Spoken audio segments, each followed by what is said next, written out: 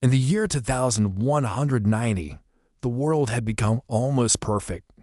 Disease was nearly extinct. Every human was born with embedded nanocells that repaired injuries, fought infections, and balanced hormones automatically.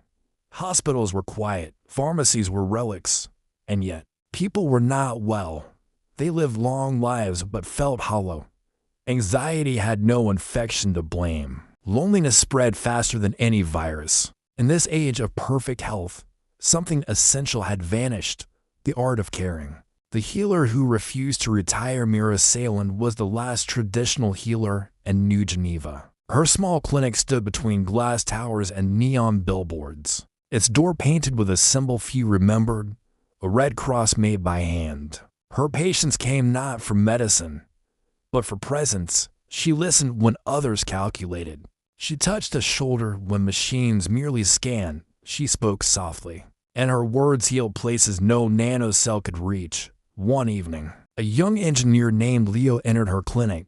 He looked perfectly healthy, smooth skin, bright eyes, heart rate stable, but his voice trembled. "Everything in me works," he said, "but nothing in me feels right." Mira nodded.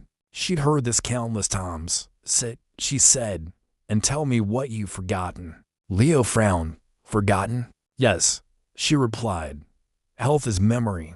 Somewhere, your body remembers what it feels like to be alive, not just functioning."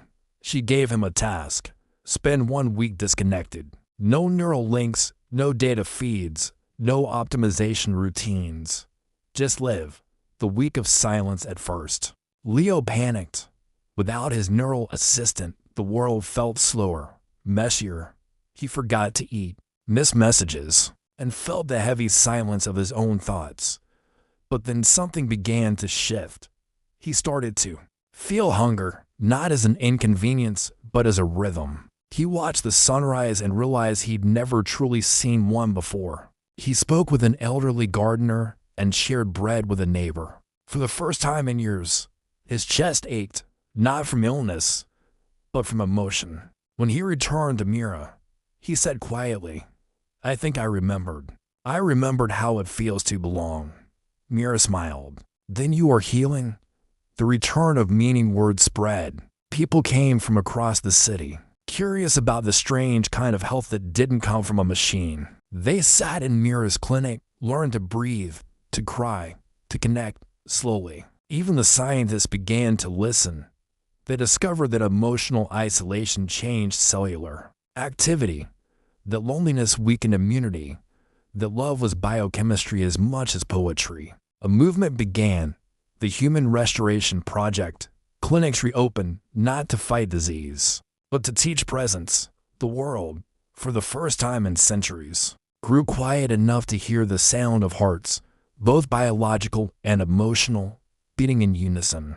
And when Mira finally closed her clinic for the last time, she wrote a single sentence on the door: "To be human is to heal, and to heal is to be human."